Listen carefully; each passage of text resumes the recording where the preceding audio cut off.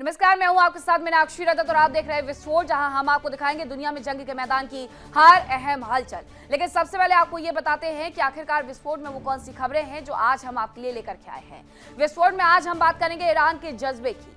अमेरिकी राष्ट्रपति ट्रंप ने भी माना है कि ईरान के लोगों का जज्बा काबिले तारीफ है। ईरान जंग में लगातार अपनी रणनीति पर चल रहा है।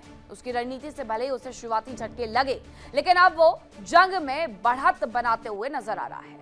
ईरान ये जानता है कि वो अमेरिका और इजराइल से सीधी जंग में नहीं जीत सकता है, लिहाजा उसने अपनी रणनीति को अपने हालात के मुताबिक बना लिया है और अब उसकी रणनीति ट्रंप पर भारी पड़ती हुई नजर आ रही है। यानी ईरान हारती बाजी को भी जीतता हुआ नजर आ रहा है। इसके साथ ही हम बात करेंगे अमेरिका के हालात की। जंग की शुरुआत में अमेरिका और इजराइल को यह अंदाजा ही नहीं था कि ईरान इतने लंबे समय तक जंग में टिक पाएगा। उसकी मिसाइल्स मिडिल ईस्ट से लेकर के इजराइल तक तबाही मचा पाएंगी। लिहाजा जंग की शुरुआत तो हो गई, लेकिन धीरे धीरे ही सही अब ईरान के जाल में अमेरिका फंसता हुआ नजर आ रहा है। ईरान की मिसाइल से अमेरिकी संसाधन पूरी तरीके से तबाह हो गए हैं। जवानों की जान जा रही है।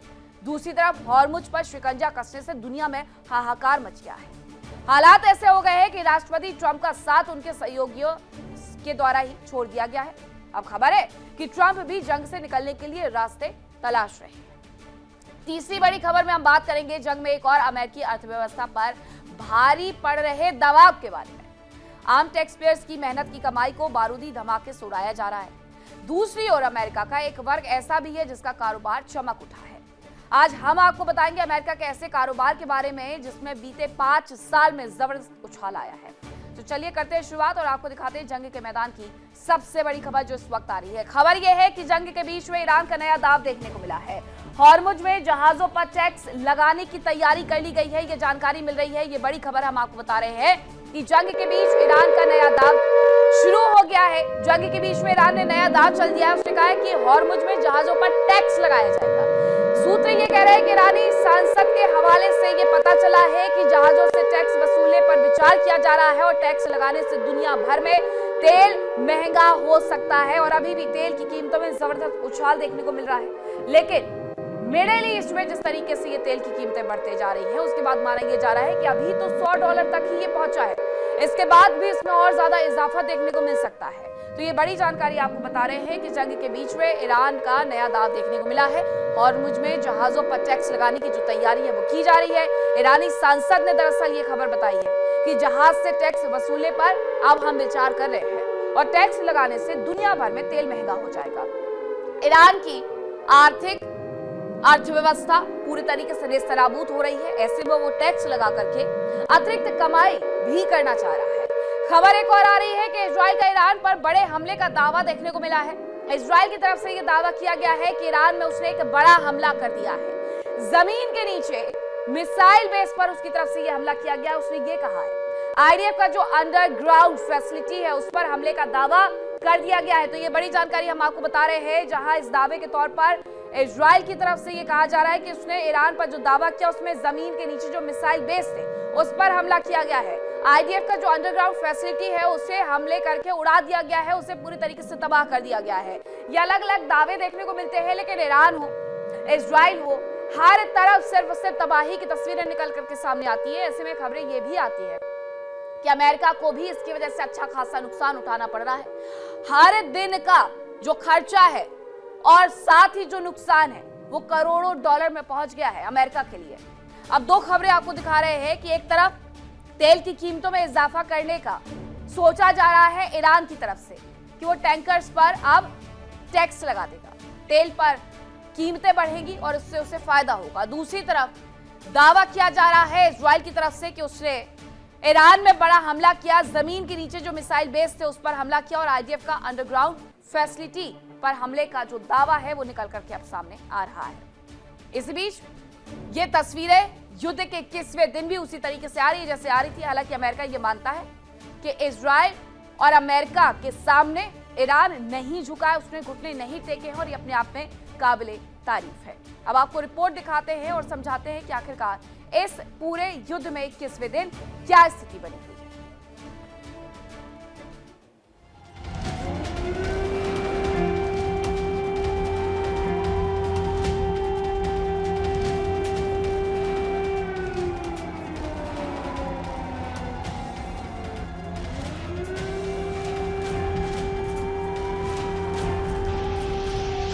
अमेरिका और इजराइल के ईरान पर भीषण हमले जारी हैं।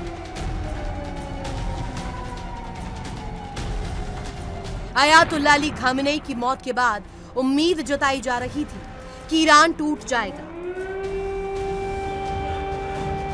लेकिन ईरान उठ खड़ा हुआ। उसने ऐसा पलटवार किया कि दुनिया दहल गई। दुनिया भर में हाहाकार मच गया। दबाव अमेरिका पर भी पड़ा।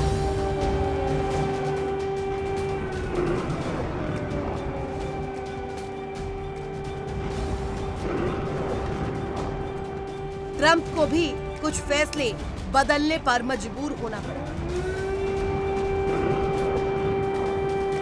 ईरान ये बात अच्छी तरह से जानता है कि वो अमेरिका और इजराइल से जीत नहीं पाएगा, लेकिन वो जंग को लंबा खींचने में लगा हुआ है, क्योंकि वो भी जानता है कि अमेरिका हमेशा लंबी जंग से बचता है। उसका अनुभव लंबी जंगों को लेकर काफी खराब रहा है। ईरान लगातार पलटवार करके और समझौते की खबरों को सार्वजनिक तौर पर इनकार करके ये दिखाना चाह रहा है कि ईरान लंबे समय तक संघर्ष झेल सकता है। उसे और नेताओं के मारे जाने की परवाह नहीं है और वो इस युद्ध को लंबा खींचने के लिए तैयार है, फिर चाहे इसका असर पूरे क्षेत्र और पूरी दुनिया पर क्यों न पड़े। एक्सपर्ट्स मानते हैं कि ईरान का मकसद इस युद्ध में जीत हासिल करने का नहीं है, बल्कि असली मकसद है कि वो अपना अस्तित्व बचा सके, दुश्मनों के दिल में खौफ भर सके और ऐसी स्थिति बना सके जिसमें जंग के बाद की शर्तें तय की जा सके। ईरान चाहता है कि युद्ध खत्म होने के बाद क्षेत्र में नई व्यवस्था बनाई जाए। वो युद्ध के नुकसान की भरपाई की मांग भी कर रहा है और खाड़ी देशों और अमेरिका के बीच लंबे समय से चल रहे रिश्तों में बदलाव चाहता है। अब इस पूरे युद्ध में यह भी समझना चाहिए कि आखिरकार ईरान की वो कौन सी रणनीति है जिसके सामने अमेरिका भी उसकी तारीफ करते हुए नजर आ रहा है। तो चलिए आपको बता देते हैं कि ईरान की रणनीति क्या है। ईरान की रणनीति के अनुसार युद्ध को लंबा खींचना चाहता है ईरान। ये लंबी जंग खींच करके अमेरिका को वहां से बाहर करना चाहते हैं। इसके साथ ही लंबी जंग में अमेरिका की कमजोरी उजागर हो जाती है। वो कभी भी किसी भी लंबी युद्ध में नहीं टिक पाया है।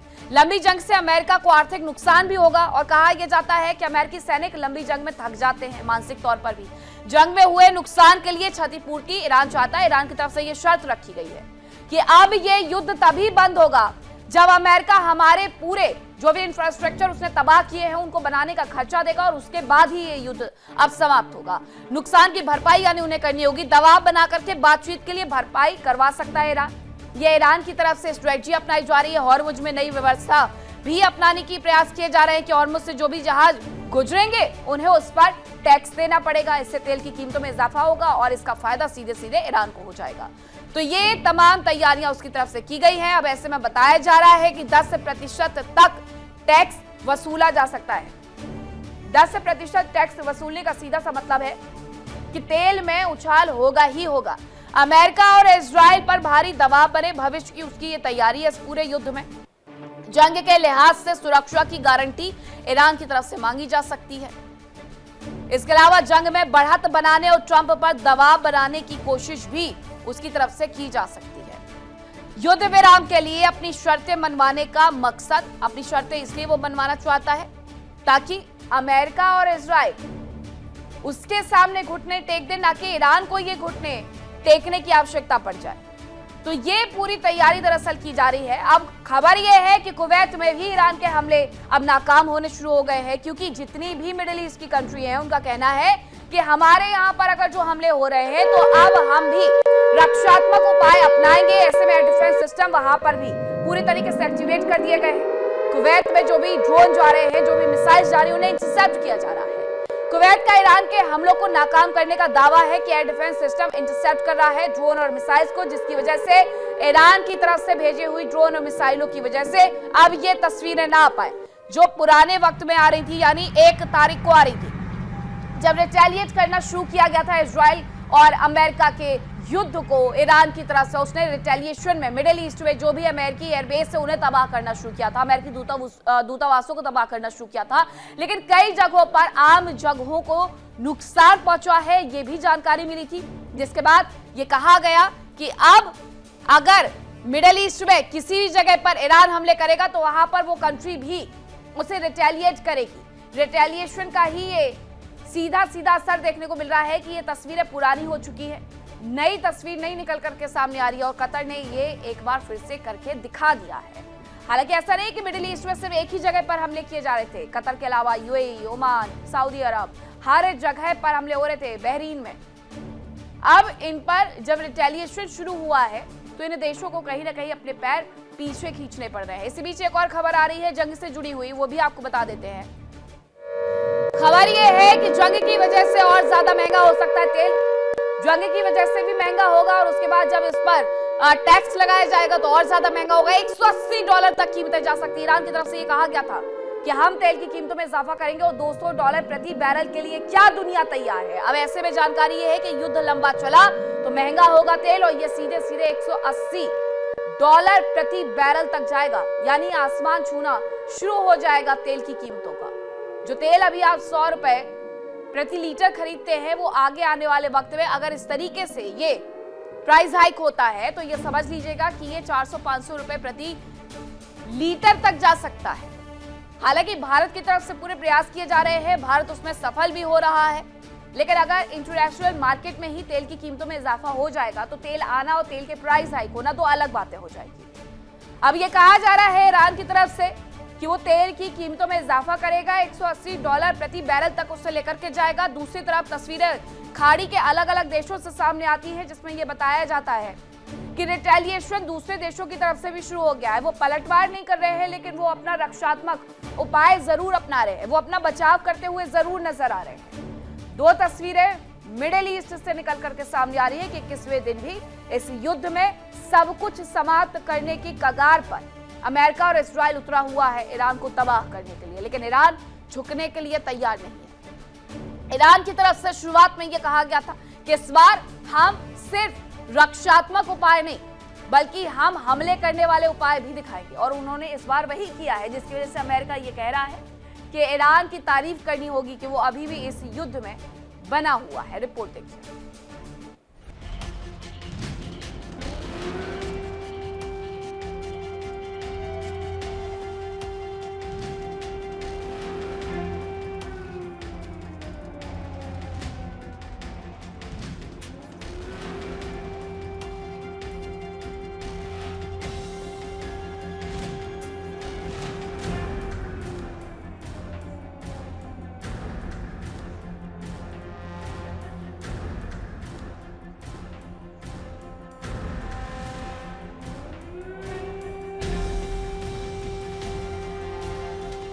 ईरान के संसद अध्यक्ष मोहम्मद बाघेर गालिबाफ का कहना है कि युद्ध विराम तभी संभव है जब ये तय हो जाए कि दुश्मन दोबारा हमला नहीं करेगा।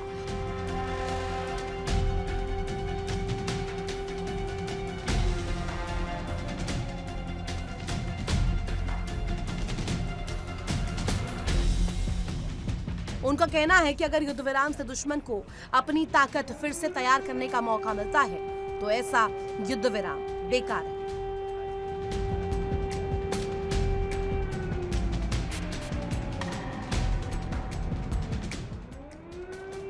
ईरान के विदेश मंत्री अब्बास अरागची का कहना है कि युद्ध के बाद हॉर्मुज स्ट्रेट के लिए नया नियम बनाया जाना चाहिए जिसमें ईरान के हितों को ध्यान में रखा जाए। उन्होंने कहा कि जहाजों की सुरक्षित आवाजाही कुछ खास शर्तों के तहत ही होनी चाहिए। एक्सपर्ट्स मान रहे हैं कि ईरान आगे चलकर अपने विदेशों में फंसे पैसे को छुड़ाने की मांग कर सकता है या हॉर्मुज का इस्तेमाल करने वाले देशों से टैक्स भी ले सकता है। ईरान जानता है कि हॉर्मुज पर उसका शिकंजा जितने लंबे समय तक कसा रहेगा, अमेरिका समेत पूरी दुनिया तड़पती रहेगी। ईरान का मकसद हो सकता है कि फिलहाल जो दबाव है उसे बाद में अपने फायदे में बदला जा सके।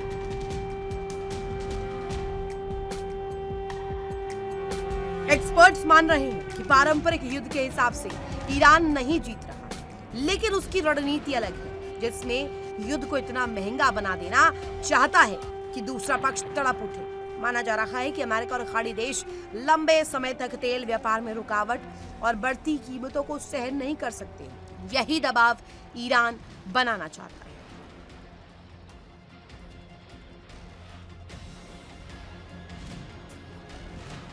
देखिए इंडिया डेली 24/7 अब आपके स्मार्ट टीवी पर।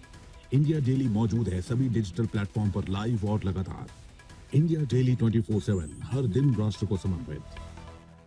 ईरान ने इजराइल पर एक और बड़ा हमला कर दिया है और ये मोसाद के हेडक्वार्टर पर किया गया है, ऐसा दावा किया जा रहा है। ईरान की तरफ से जगह जगह पर इजराइल में हमले देखने को मिल रहे हैं।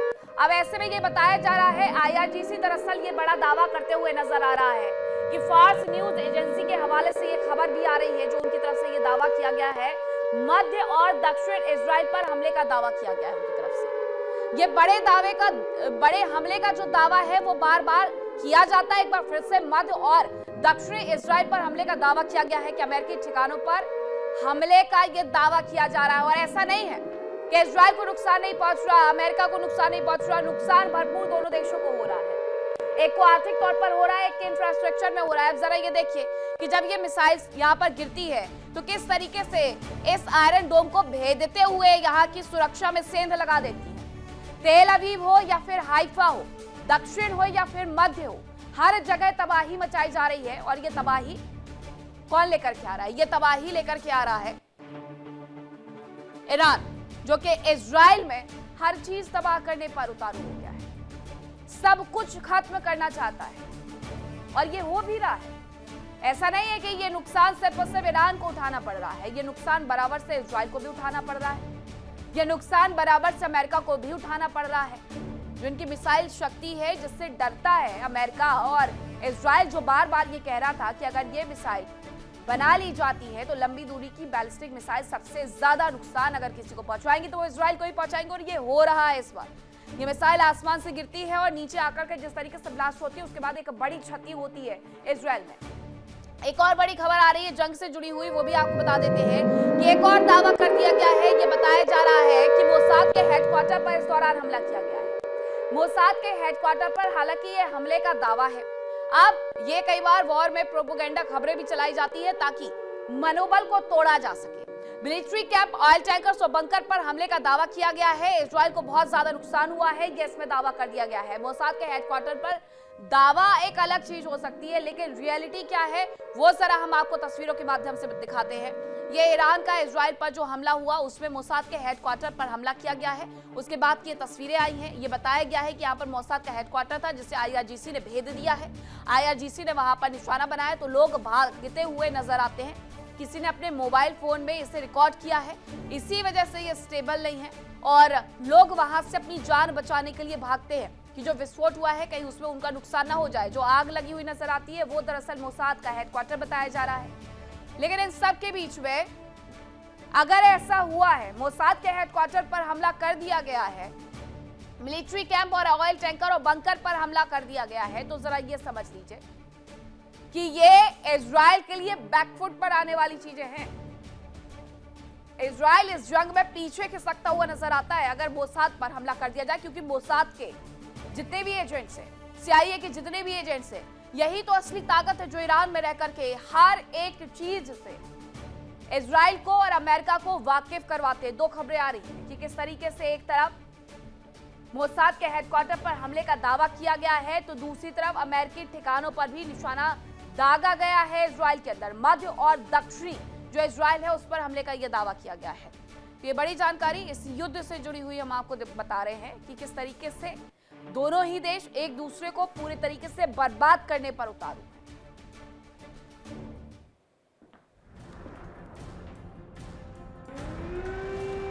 ईरान के पलटवार का अमेरिका और इजराइल को अंदाजा ही नहीं था।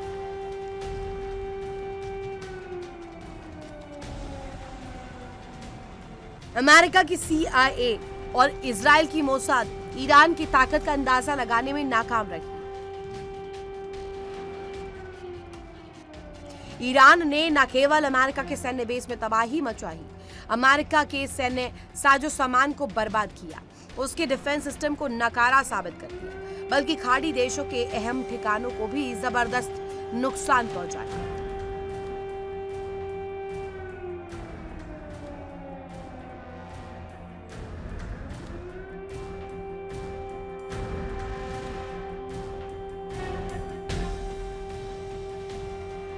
इजराइल और अमेरिका ने ईरान की आर्थिक रीढ़ यानी कि तेल के कारोबार को प्रभावित करने का प्रयास किया। ईरान के अहम ऊर्जा ठिकानों पर जबरदस्त हमले किए। ईरान का गुस्सा भड़क गया। इजराइल ने ईरान के अहम ऊर्जा ठिकाने पार्स पर हमला किया।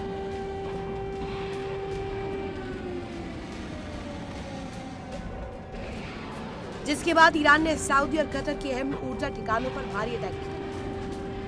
ईरान के विदेश मंत्री अब्बास अरागची ने इजराइल को चेतावनी दी कि यदि उसके ऊर्जा ठिकानों या बुनियादी ढांचे को फिर से निशाना बनाया गया तो अब तक की सैन्य कार्रवाई सिर्फ ट्रेलर थी, अगला हमला भयानक होगा।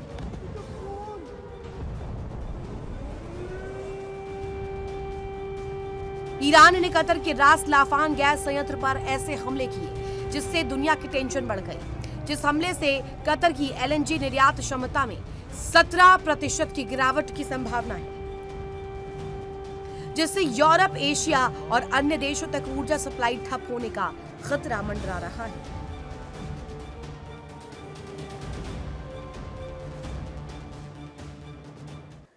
और ईरान ने उत्तरी इजराइल पर मिसाइल अटैक किया है, जिसमें क्लस्टर वॉरहेड वाली जो मिसाइल्स है उससे हमला किया गया है और ये हवा में ही छोटे छोटे बम बिखेर देती है, जिसकी वजह से नुकसान बहुत ज्यादा हो जाता है। ईरान की तरफ से जो हमला किया गया है वो उत्तरी इजराइल में किया गया है और क्लस्टर वॉरहेड का इसमें इस्तेमाल किया गया है, जो छोटे छोटे बम हवा में छोड़ती है, जैसे इन तस्वीरों में आप देख रहे हैं।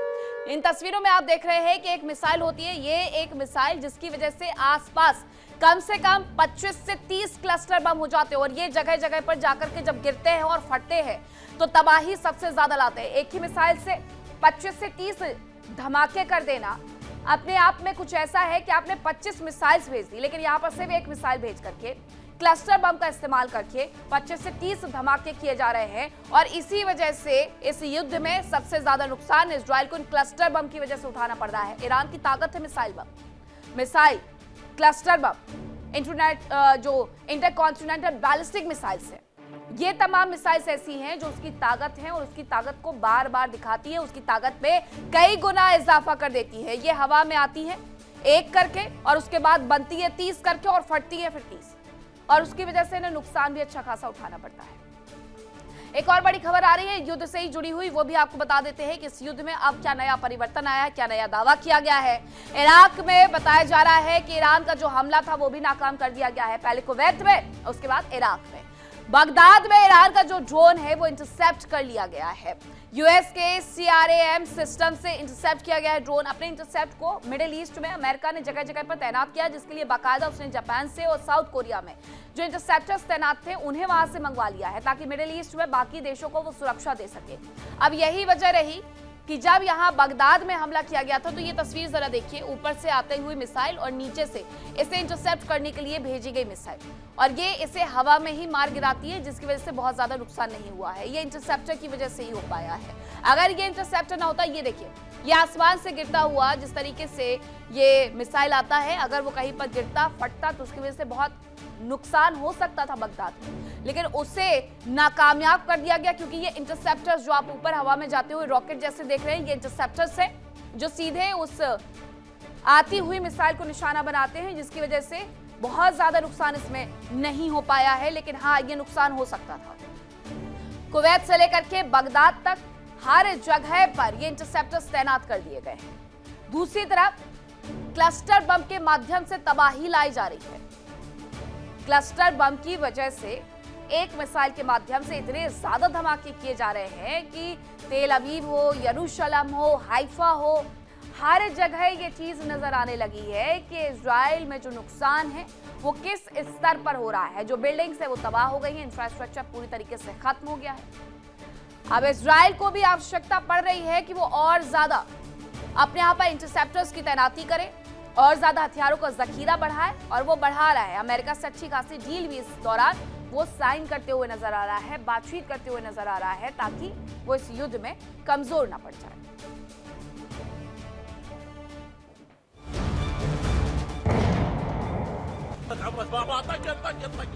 अमेरिका और इजराइल की जंग ने ईरान को बहुत पीछे धकेल दिया है।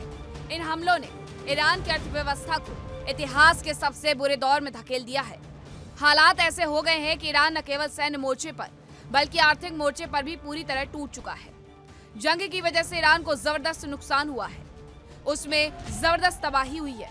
हालांकि अमेरिका और इजराइल का दावा है कि वो नागरिक इंफ्रास्ट्रक्चर को नुकसान नहीं पहुंचा रहे। ईरान के परमाणु ठिकानों को निशाना बनाया गया। जिन रिएक्टर्स को तैयार करने में कई साल का वक्त और अरबों डॉलर की लागत आती, उन्हें भारी नुकसान पहुंचाया गया। बताया जा रहा है कि जंग की वजह से ईरान की मुद्रा यानी रियाल की कीमत काफी गिर गई है, जिसका असर ये हुआ कि लोगों की जिंदगी भर की बचत कुछ ही दिनों में खत्म हो गई। विदेशी सामान खरीदना अब आम ईरानी नागरिक के बस से बाहर की बात हो रही है। ईरान में महंगाई की दर अब काबू से बाहर हो गई है। खाने पीने की चीजों के दाम 70% से 80% तक बढ़ गए हैं। मांस, तेल और डेयरी उत्पाद जैसी बुनियादी चीजें मध्यम वर्ग के लिए अब लग्जरी बन गई है। युद्ध की वजह से ईरान का आयात ठप हो गया है, जिससे यहाँ दवाओं में भी भारी कमी हो गई है। खासकर कैंसर और हार्ट संबंधी दवाएं तो बाजार से गायब ही हो गई हैं। ईरान की अर्थव्यवस्था की रीढ़ तेल है और जंग का सीधा असर अर्थव्यवस्था पर पड़ा। बताया जा रहा है कि 18 मार्च को साउथ पार्स पर हुए इजराइल के हमलों से ईरान का गैस उत्पादन काफी प्रभावित हुआ। ईरान का 12% गैस उत्पादन ठप हो गया। ईरान की 2 बड़ी रिफाइनरियों के बंद होने से देश के अंदर ईंधन का संकट पैदा हो गया, जिसकी वजह से कई इलाकों को बिजली की कटौती का भी सामना करना पड़ रहा है। ईरान ने दुनिया पर शिकंजा कसने के लिए हॉर्मुज को लगभग बंद कर दिया। हालांकि इससे उसका खुद का भी नुकसान हो रहा है। ईरान का जो थोड़ा बहुत तेल चीन और दूसरे देशों को जा रहा था, वो भी अब जोखिम में है। ईरान के अपने बंदरगाहों पर सामान का अंबार लगा था, लेकिन कोई जहाज सुरक्षा गारंटी न होने के कारण वहां आने को तैयार नहीं है। यहाँ तक कि बीमा कंपनियों ने इस क्षेत्र के लिए वॉर रिस्क कवर बंद कर दिया है। युद्ध की वजह से ईरान में आर्थिक तबाही फैली है। ईरान के 30 से ज्यादा प्रांतों में आम जनता सड़कों पर है, जिससे सरकार के लिए युद्ध लड़ना और मुश्किल हो सकता है। एक्सपर्ट्स मानते हैं कि ईरान वर्तमान में अपनी आधुनिक इतिहास के सबसे गहरे आर्थिक संकट से गुजर रहा है। विदेशी निवेश शून्य है, घरेलू जनता विद्रोह पर उतारू है। यदि जल्द ही जंग खत्म नहीं हुई तो ईरान की अर्थव्यवस्था को दोबारा खड़ा होने में दशकों लग सकते हैं।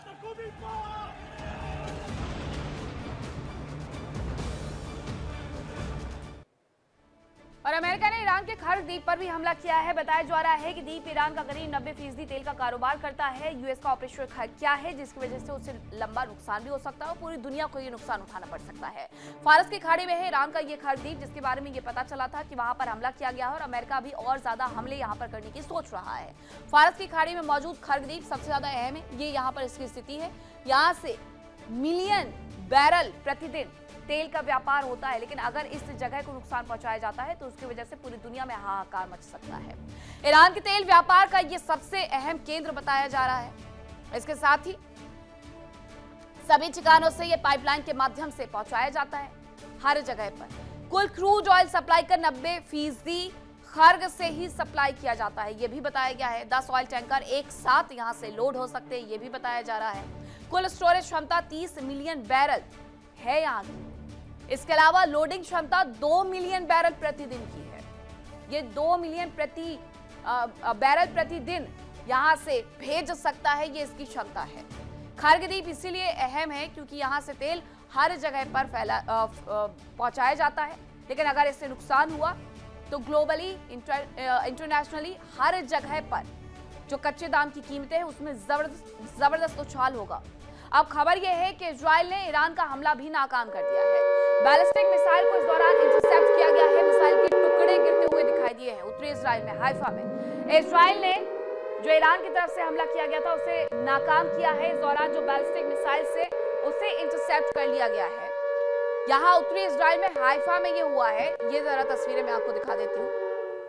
ये इंटरसेप्टर्स है जो अभी आपने हवा में रॉकेट की तरह देखे, ये यहाँ पर भेज करके मिसाइल भेज करके नुकसान पहुंचाने का प्रयास किया जा रहा था, लेकिन इस मिसाइल को यहां इंटरसेप्ट किया गया है और ये इजराइल की तरफ से किया गया है इंटरसेप्ट। अब किस तरीके से इंटरसेप्ट किया गया है उसकी तस्वीरें भी हम आपको दिखाते हैं। ये ऊपर से नीचे आते हुए गिरे, उसके पहले ही इसे भेदने के लिए आसमान में इंटरसेप्टर्स भेज दिए गए थे और ये खाली जगह पर पूरी तरीके से ब्लास्ट होता है, जिसकी वजह से ब्लास्ट नहीं होता, बस इसके कुछ कण गिरते हैं जिससे बहुत ज्यादा नुकसान इन्हें नहीं उठाना पड़ता है। ये आप जो आसमान की तरफ जाता हुआ रॉकेट देख रहे हैं, ये जो मिसाइल है इससे नुकसान करने का प्रयास किया जा रहा था, और ये नुकसान ईरान पहुंचाना चाहता था इजराइल के हाइफा में। हालांकि हाइफा में भी उसने तबाही लाई हुई है, ऐसा नहीं है कि हाइफा में नुकसान नहीं हुआ, हाइफा में नुकसान हुआ है।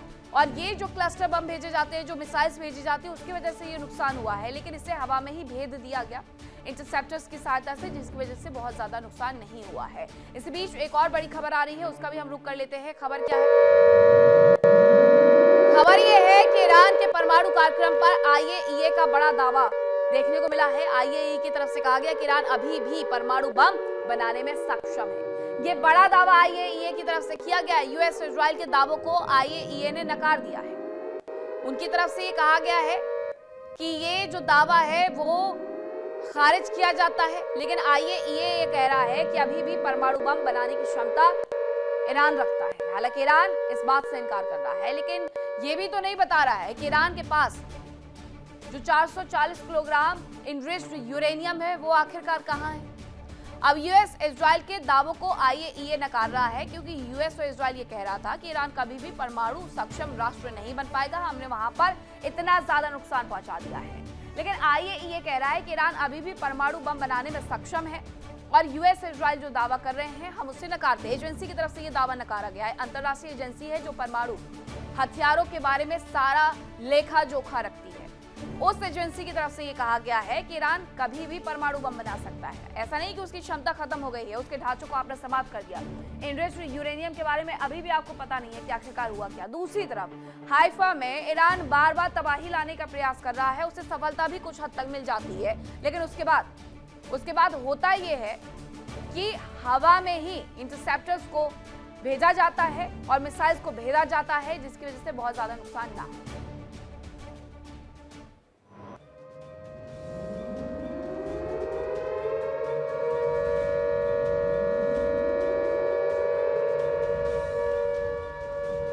युद्ध में ईरान को भारी नुकसान हुआ तो अमेरिका को भी जबरदस्त नुकसान उठाना पड़ा। 28 फरवरी से शुरू हुए युद्ध में अब तक अमेरिका को अरबों डॉलर खर्च करने पड़े। बताया जा रहा है कि जंग के शुरुआत के 12 दिनों के बाद ये अमेरिका का खर्च बढ़कर 12 बिलियन डॉलर से अधिक हो गया। यानी अमेरिका को औसतन रोजाना 1 बिलियन डॉलर खर्च करने पड़ रहे हैं। उधर पेंटागन ने 200 बिलियन डॉलर की नई मांग की है। रक्षा सचिव पीट हेग्सेथ ने कहा कि ये राशि युद्ध में उपयोग किए गए हथियारों, गोला बारूद के भंडार को फिर से भरने, इजराइल की सैन्य सहायता जारी रखने और भविष्य के सैन्य अभियानों के लिए आवश्यक है। अमेरिका के खर्च का सबसे बड़ा हिस्सा यानी करीब 4 से 5 billion dollar Tomahawk cruise missiles और पैट्रियट इंटरसेप्टर जैसे महंगे हथियारों पर खर्च हुआ। इसके अलावा विमानों के संचालन और ईंधन पर लगभग 30 मिलियन डॉलर रोजाना खर्च हो रहा है। अमेरिका ने जंग में 2 एयरक्राफ्ट कैरियर तैनात किए थे, जिनके संचालन पर 15 मिलियन डॉलर प्रतिदिन का खर्च आ रहा था।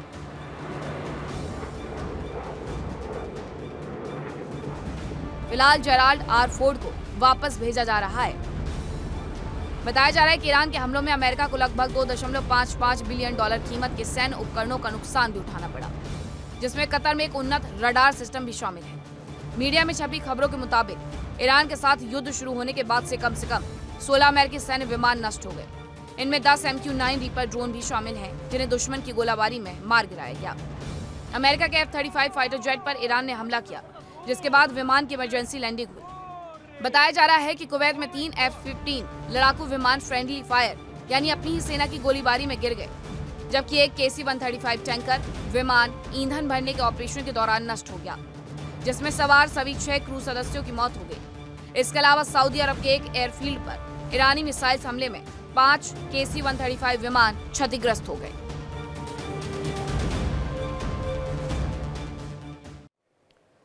अब आइए आपको बताते हैं कि F-35 फाइटर जेट कितना ज्यादा खतरनाक है। ये अमेरिका का 5वीं पीढ़ी का और सबसे एडवांस फाइटर जेट है। ये विमान एडवांस स्टेल्थ टेक्नोलॉजी से लैस है। F-35 नॉर्मल टेक ऑफ और लैंडिंग तो कर ही सकता है, ये शॉर्ट टेक ऑफ और वर्टिकल लैंडिंग करने में भी सक्षम है, यानी ये एयरक्राफ्ट कैरियर से भी उड़ान भर सकता है। रनवे नहीं होने की दशा में भी ये लैंडिंग कर सकता है, इसकी सबसे बड़ी खासियत है ये। इसके कॉकपिट में टच स्क्रीन और हेलमेट माउंटेड डिस्प्ले सिस्टम लगा होता है, जिसमें पायलट को सभी जानकारियां रियल टाइम में ही मिल जाती है, इसलिए ये सबसे ज्यादा महत्वपूर्ण है। लेकिन F-35 को भी नुकसान हुआ है।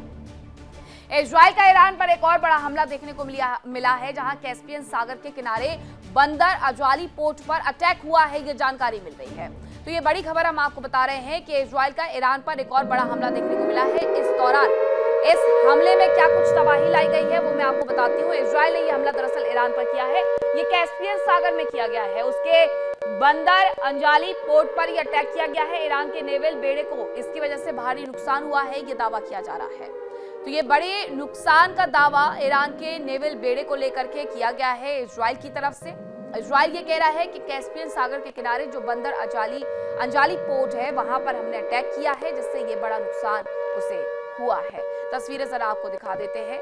ये बताया जा रहा है कि ये जो तस्वीरें निकल करके सामने आई हैं उसकी वजह से ये दावा इजराइल कर रहा है कि हमने ईरान को एक बड़ा नुकसान पहुंचा दिया है। उसके नेवल पोर्ट पर यह हमला करके ये नुकसान उसे पहुंचाया गया है। हालांकि ये पहले बताया गया था कि नेवल पोर्ट पर बहुत सारा सामान पड़ा हुआ है, लेकिन कोई भी जहाज उसे ले जाने के लिए तैयार नहीं है, क्योंकि सुरक्षा की कोई गारंटी नहीं है। ऐसे में नुकसान अगर ये हो गया है तो आर्थिक तौर पर भी उसे तोड़ने का प्रयास इजराइल की तरफ से, अमेरिका की तरफ से ईरान को किया जा रहा है कि ईरान कमजोर पड़ जाए आर्थिक तौर पर। और आर्थिक तौर पर तबाही ईरान के अंदर अभी भी देखने को मिल रही है।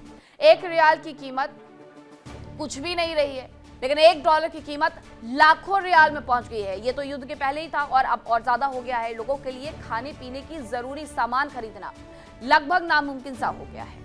उनके लिए सबसे बड़ी मुश्किल ये हो गई है कि वो किस तरीके से अपनी जो रोजमर्रा की चीजें हैं उनकी पूर्ति कर सके और अपने खर्चों को उठा सके।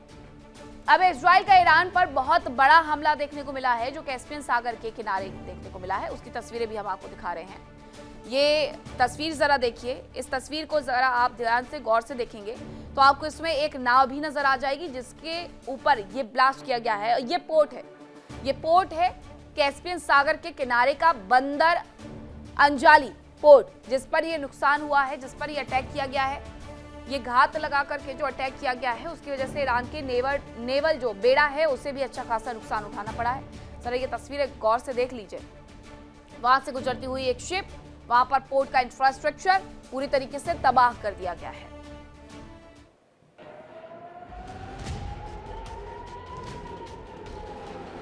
जंग के दौरान अमेरिका बड़ा फैसला बदल सकता है। बताया जा रहा है कि अमेरिका में ईरान के तेल पर से बैन हटा सकता है। यूएस के ट्रेजरी सेक्रेटरी स्कॉट बेंसेट ने कहा कि अमेरिका समुद्र में फंसे ईरानी तेल पर लगे प्रतिबंधों में ढील देने पर विचार कर रहा है। इससे 140 मिलियन बैरल कच्चे तेल का रास्ता खुल सकता है।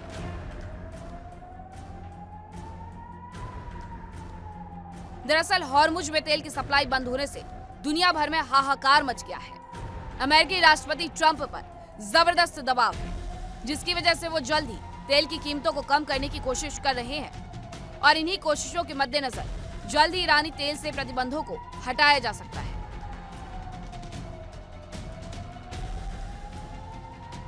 यूएस के ट्रेजरी सेक्रेटरी स्कॉट बेंसेट ने कहा कि अमेरिका जल्द ही ईरानी तेल पर लगे प्रतिबंध हटा सकता है। ये तेल टैंकरों में फंसा हुआ है और प्रतिबंध हटने से ग्लोबल सप्लाई बढ़ाने और कीमतें कम करने में मदद मिलेगी। बेंसेट के अनुसार अमेरिका उस ईरानी तेल पर से प्रतिबंध हटा सकते हैं जो अभी समुद्र में है।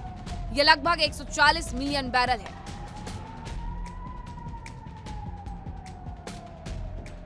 स्कॉट बेंसेट का कहना है कि प्रतिबंधित ईरानी तेल को ग्लोबल सप्लाई में शामिल करने से अगले 10 से 14 दिनों तक तेल की कीमतें कम करने में मदद मिलेगी। पिछले 2 हफ्तों में ज्यादातर समय तेल की कीमतें $100 प्रति बैरल से ऊपर हो रही हैं। इसका कारण हॉर्मुज का बंद रहना है।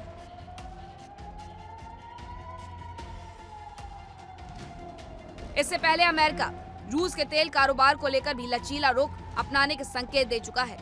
अमेरिका ने दूसरे देशों से अपील की थी कि रूस से तेल खरीदे, यानी रूस के जो टैंकर तेल से लदे हुए थे और जंग की वजह से फंसे हुए थे, अब उनसे भी रूस को फायदा होगा।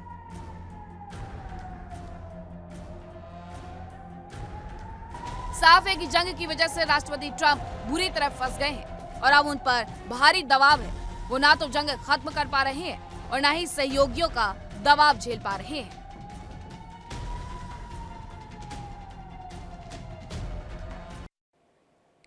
दूसरी तरफ ईरान के प्रॉक्सी भी इस पूरे युद्ध के दौरान सक्रिय भूमिका में नजर आ रहे हैं, जहां ईरान के प्रॉक्सी हूती की अमेरिका को धमकी सुनने को मिली है। प्रॉक्सी हूती हो या हिजबुल्लाह हो, पूरी तरीके से वो ईरान के साथ खड़ा है और ऐसे में अब अमेरिका को धमका भी रहा है कि जंग को इस्लामिक दुनिया के खिलाफ उसने बताया है। क्षेत्र में इजरायल के नियंत्रण के लिए जंग हो रही है, ये हूती का कहना है। लाल सागर में यूएस के जहाजों पर हमले की चेतावनी इस दौरान हूतियों के द्वारा दे दी गई है। उनकी तरफ से कहा गया कि लाल सागर, क्योंकि लाल सागर में उनका दबदबा है, लाल सागर से अगर यूएस का कोई भी जहाज गुजरेगा तो उसे हम पूरी तरीके से तबाह कर देंगे, ये उसकी तरफ से दरअसल कहा गया है।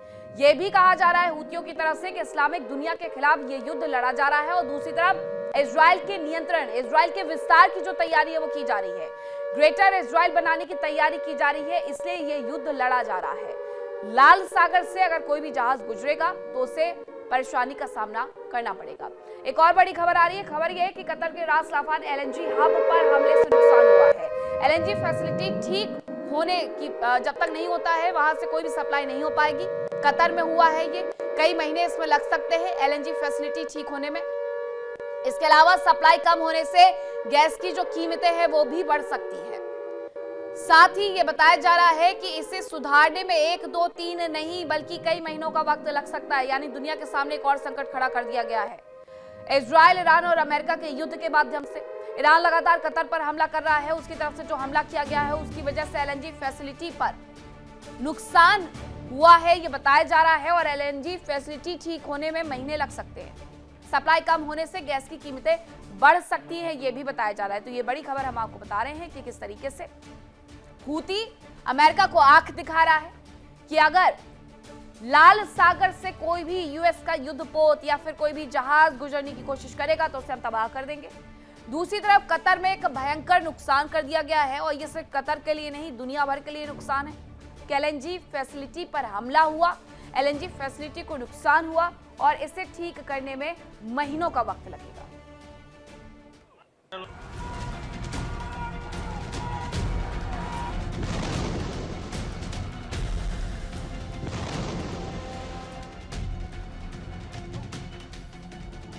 ईरान से युद्ध में अमेरिका फंस गया है क्योंकि अमेरिका के पास खामनेई की हत्या के सिवाय कामयाबी के तौर पर बताने के लिए कुछ भी नहीं है।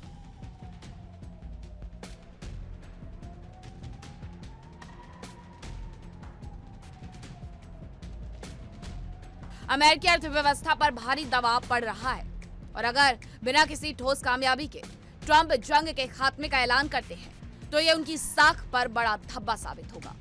ईरान ने हॉर्मुज पर शिकंजा कसा तो अंतर्राष्ट्रीय बाजार में कच्चे तेल की सप्लाई ठप हो गई। दुनिया भर में क्रूड ऑयल की कीमत बढ़ गई। हालात ऐसे हो गए कि ब्रेंट क्रूड ऑयल $110 प्रति बैरल के करीब पहुंच गया, जो जंग शुरू होने से पहले के हालात के मुकाबले करीब 60% ज्यादा है।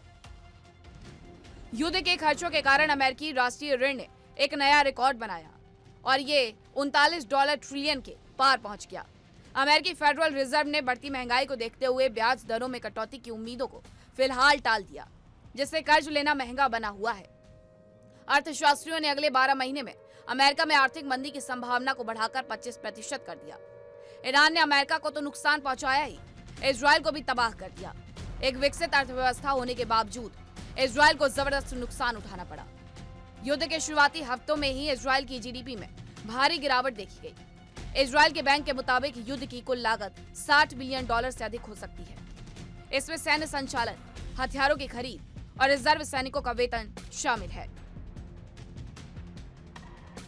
इजरायल ने अपने इतिहास की सबसे बड़ी लामबंदी करते हुए लाखों नागरिकों को सेना में बुलाया। ये लोग इंजीनियर, डॉक्टर और तकनीकी विशेषज्ञ थे, जिससे निजी क्षेत्र में कामगारों की भारी कमी हो गई। सुरक्षा कारणों से लगभग 1.5 लाख फिलिस्तीनी श्रमिकों के इजरायल में प्रवेश पर रोक लगा दी गई, जिससे निर्माण और कृषि क्षेत्र पूरी तरह ठप हो गया।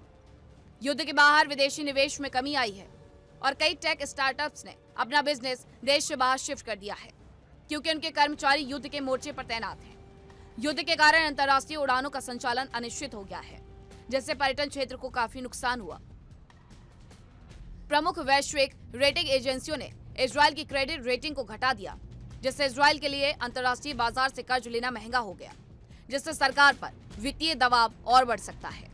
साफ है कि अमेरिका और इजरायल दोनों ही देश जंग की वजह से काफी परेशान है।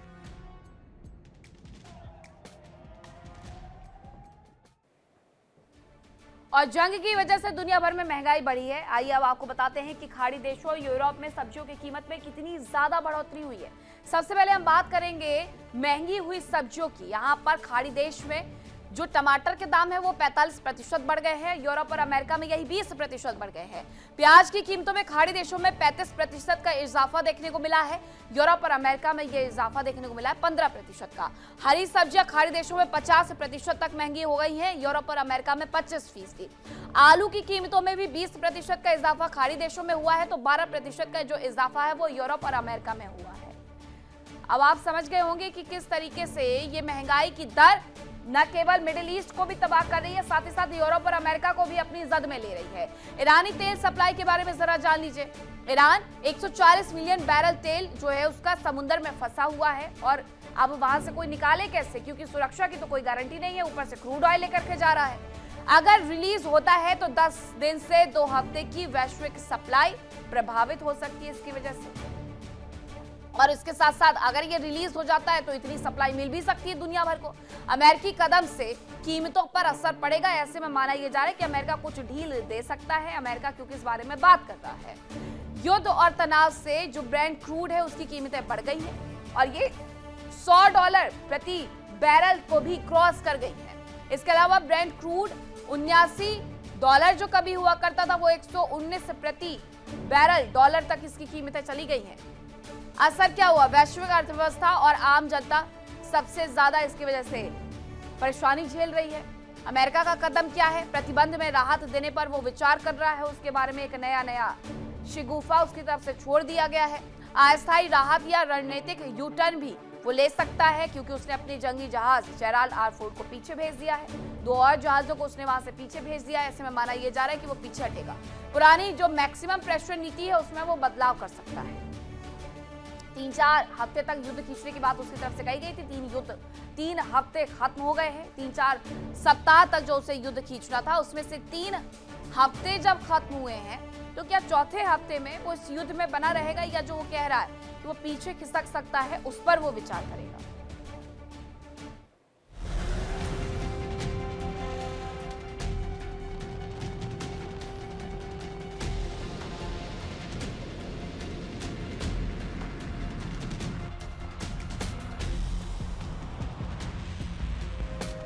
अमेरिका ईरान जंग की वजह से खाड़ी देशों पर मिलाजुला असर रहा।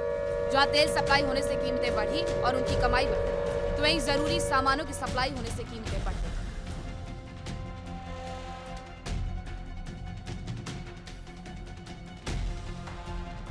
सऊदी अरब, यूएई, कुवैत और कतर दुनिया के सबसे बड़े तेल और गैस निर्यातक देश हैं। ब्रेंट क्रूड की कीमत $110 के पार पहुंचने से इन देशों में सरकारी खजाने में भारी पैसा आ रहा है। बताया जा रहा है कि सऊदी अरब और यूएई जैसे देश ने $70 से $80 के आधार पर अपना बजट बनाया, लेकिन अब उन्हें प्रति बैरल $40 से $50 का फायदा मिल रहा है।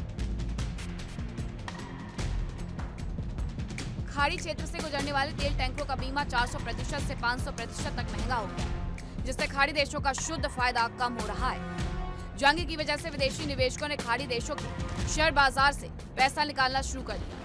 इसके अलावा सऊदी अरब के विजन 2030 और दुबई के पर्यटन प्रोजेक्ट्स पर अनिश्चितता के बादल छा गए। युद्ध के कारण एयर स्पेस बंद होने से विमानों को लंबे रास्ते का इस्तेमाल करना पड़ रहा है, जिससे ईंधन खर्च बढ़ गया है। सुरक्षा कारणों से मार्च 2026 के दौरान खाड़ी देशों में आने वाले पर्यटकों की संख्या में 25 से 30% की कमी आई है। जंग की वजह से एशियाई देश मुश्किल में है। एशियाई अर्थव्यवस्थाओं के लिए सबसे बड़ा झटका तेल और गैस की सप्लाई रुकना है। ईरान ने हॉर्मुज पर शिकंजा कसा तो एशिया का 75% कच्चे तेल और 59% LNG का आयात प्रभावित हुआ। ब्रेंट क्रूड ऑयल की कीमत $115 प्रति बैरल के करीब पहुंच गई, जिससे थाईलैंड, दक्षिण कोरिया और फिलीपींस जैसे देशों में पेट्रोल डीजल की कीमतें 20% से 30% तक बढ़ गई। थाईलैंड ने सरकारी कर्मचारियों को वर्क फ्रॉम होम का आदेश दिया, जबकि लाओस और फिलीपींस जैसे देशों ने ईंधन बचाने के लिए हफ्ते में 4 दिन काम करने का आदेश दिया है। मिडिल ईस्ट हीलियम गैस का बड़ा स्रोत है, जिसका उपयोग चिप बनाने में होता है। हीलियम की सप्लाई रुकने से चिप प्रोडक्शन धीमा हो गया। अप्रैल 2026 से टीवी, फ्रिज, एसी और कारों की कीमतों में 5 से 8% की बढ़ोतरी हो सकती है। साफ है कि दुनिया इस जंग की विभीषिका से अछूती नहीं रही। Bureau report, India daily. IRGC का अमेरिका के F-35 पर भी हमला देखने को मिला है। एयर डिफेंस सिस्टम से हमले का दावा किया जा रहा है और F-35 को नुकसान पहुंचाया गया है। ये IRGC की तरफ से दरअसल दावा कर दिया गया है। IRGC कह रहा है कि उसने F-35 को एक लंबा चौड़ा नुकसान दे दिया है।